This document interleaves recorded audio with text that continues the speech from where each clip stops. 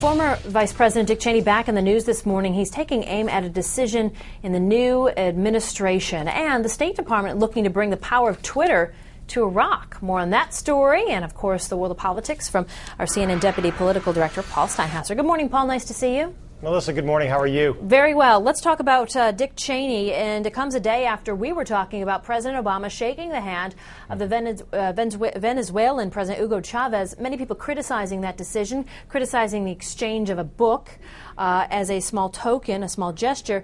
But now what are we hearing from the vice president? That we're making too many apologies on the international stage? Yeah, the former vice president definitely not mincing any words. He was on Fox News last night, and he was quite critical of this administration and of this president. And it's not the first time. Remember, the former vice president went on CNN's own State of the Union with John King about a month ago, and he basically said at that time that the president is making the country less safe and more open to terrorism. Last night, he said that he basically blasted the president for cozying up to Hugo Chavez. He says it's not helpful, and he says he thinks it sets the wrong standard.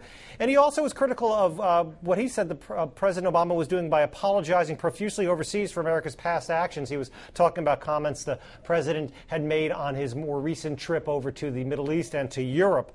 And he also talked about those CIA memos that were made public. But here he's actually agreeing in one way with the administration. He said he wanted to make those CIA torture memos public as well, but for the opposite reason, because he wanted to prove to the world, I guess, that those torture techniques, which the new administration has nixed, he says they were successful, and he wanted to prove that with these documents that they were. But this former vice president, as Melissa, it's interesting. The former president, George W. Bush, staying quiet since he left office. The former vice president, definitely not staying quiet. No, not at all, being very outspoken.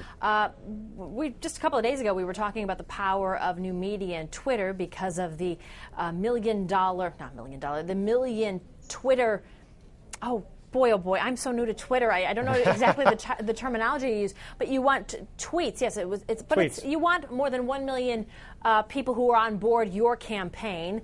We know that Ashton Kutcher beat CNN just ever so slightly. So while we're talking about Twitter and CNN and Ashton Kutcher, I understand there's also a push to bring that new kind of technology to the people that are serving overseas in Iraq. Yes, there is. It's a push by Secretary of State Hillary Clinton and by the State Department, and they really want to beef up those who Twitter over in Baghdad and throughout the country there. And they're sending a team of personnel from the State Department over to Iraq to do just that. And I guess it's maybe a kind of a change of philosophy, or at least an embrace of new technology and new forms of communication by the State Department, because we've seen Secretary of State Clinton, I'm not sure if she's Twittered, but I know she has been blogging on some of the State Department websites, and it really is an embrace. The whole idea is here that more communication is good, be it by word of mouth or by Twitter.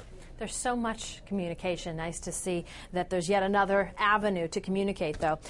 We're, 92 days into the Obama administration, and we still don't have a Health and Human Services Secretary. Could have one today. What's the holdup? Yeah, boy, this has been, like you said, we're almost 100 days in, 92 days right now, and still none. Here's why. The first person that President Obama wanted to be his Health and Human Services Secretary was Tom Daschle, the former Senate Majority Leader, the former top Democrat in the Senate. But we remember there was a controversy there, and that was with his taxes, and he had a big problem with taxes that were not paid. He had to drop out. President Obama finally picked Kansas Governor Kathleen Sebelius. She, though, her confirmation hearings have been kind of mired down, not by taxes, though there have been a couple of minor tax problems with her husband, but more by abortion. And finally today, you're going to have a vote by the Senate on her confirmation. We believe that she is going to pass, though some Republicans have been quite vocal in opposition to her because of some stances when it comes to abortion. But finally, we assume that later this morning there will be a vote in the Senate, and you'll finally get that confirmation of Kathleen Sebelius when the full Senate does it as well. And that will be the final secretary in the cabinet, Melissa. Full Senate back. Congress is, in fact, back after a brief break. And then how long are they back? Because, of course, summer is just weeks away. Yeah, they're back. They've been gone for 2 weeks for Easter break. They're back for 5 weeks.